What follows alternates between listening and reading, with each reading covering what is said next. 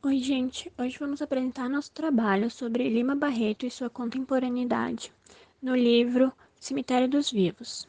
Nosso grupo é composto pela Gabriela Vaz, Thiago Ribas, Vitor Mânica, Diogo Bernardes, Cauê, Bianca Miller e Camila Haskell, do terceiro ano do ensino médio do Colégio Aplicação. E nosso professor é o João Nilson, de língua portuguesa. Mas antes, vamos falar um pouquinho sobre Lima Barreto, que nasceu no dia 13 de maio de 1881 em Laranjeiras. Era um escritor pré-modernista e fez vários trabalhos que são reconhecidos até hoje. Durante sua vida, teve diagnóstico com alcoolismo e foi mandado para o hospital pelo menos 2 vezes. E teve sua morte no ano de 1922. O primeiro fragmento retirado do livro foi da página 87 e diz: Pela primeira vez eu senti a desgraça e o desgraçado. Tinha perdido toda a proteção social, todo o direito sobre meu próprio corpo. Era assim como um cadáver de anfiteatro de anatomia. No trecho de Lima Barreto, temos o personagem se dando conta de que se tornaria uma cobaia para os experimentos infundados do médico, que ao invés de se importar com o paciente, se vê curioso para experimentar um remédio novo, sem realmente saber se ele é necessário para o tratamento em questão.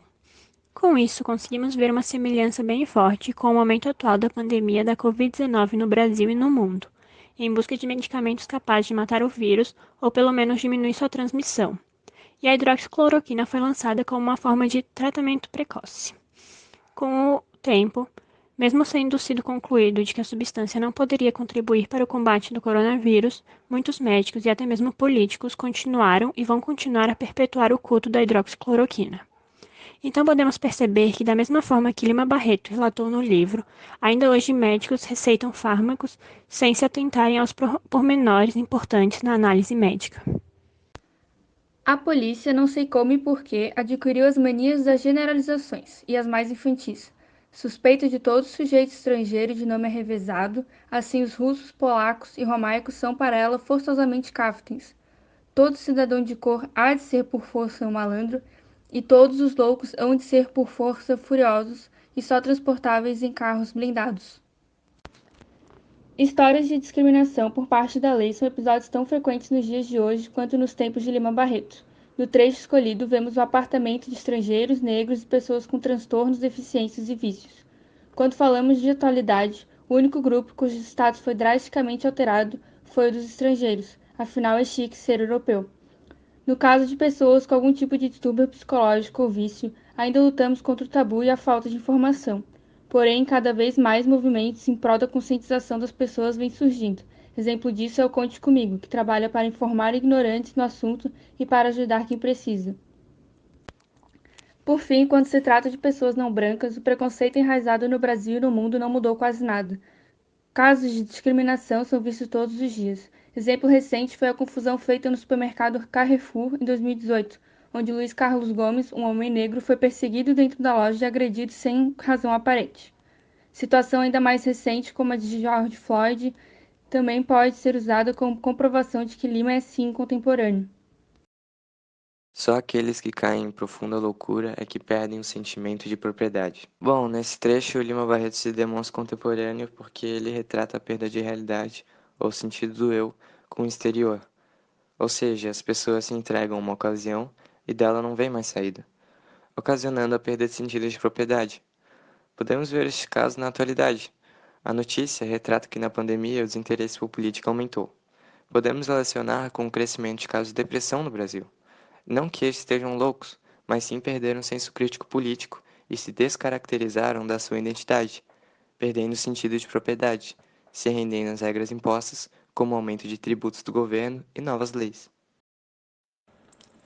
Até hoje tudo tem sido em vão, tudo tem sido experimentado, e os doutores mundanos ainda gritam nas salas diante das moças embasbacadas, mostrando os colos dos brilhantes, que a ciência tudo pode. O trecho fala de pessoas que se utilizam de conhecimentos que possuem para benefício próprio, em vez de tentar procurar soluções que possam ajudar o outro. Um caso que foi bem famoso na atualidade foi do médico Andrew Wakefield, que publicou um artigo falando que a vacina tríplice poderia causar autismo em crianças. Isso causou, obviamente, um pânico em diversas pessoas, mas só depois de alguns anos que foi descobrir que o médico havia recebido um investimento de um advogado especializado em danos corporais que estava tentando processar as empresas fabricantes e que também ele havia tentado patentear uma vacina para o sarampo, que seria uma forma alternativa para quem tivesse medo por conta do artigo que ele havia publicado anteriormente. Os ricos de hoje não gostam de árvores. Essa afirmação que o autor traz em um fragmento no texto representa muito bem o momento em que estamos vivendo, já que a desmatação e a falta de cuidados e políticas de conservação, manutenção e visionamento da natureza não são efetivos e aumentam ano após ano. Os ricos só se interessam pela exploração dos recursos naturais sem nenhuma preocupação em repor esse desmatamento ou com as consequências dessas ações. Decididamente, a mocidade acadêmica, de que fiz parte, cada vez fica mais presunçosa e oca. O fragmento traz uma crítica à falta de comunicação entre os internos, que não demonstrava preocupação ou importância nenhuma com os pacientes. Com isso, o grupo escolheu uma música do cantor Projota, Senhor Presidente, para relacionar ao tema.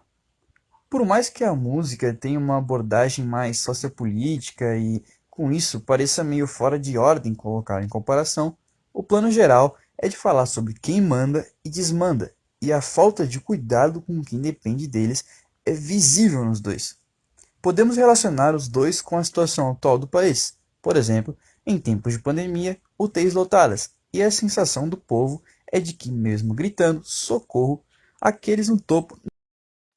E com isso chegamos ao fim do trabalho. Esperamos que vocês tenham gostado.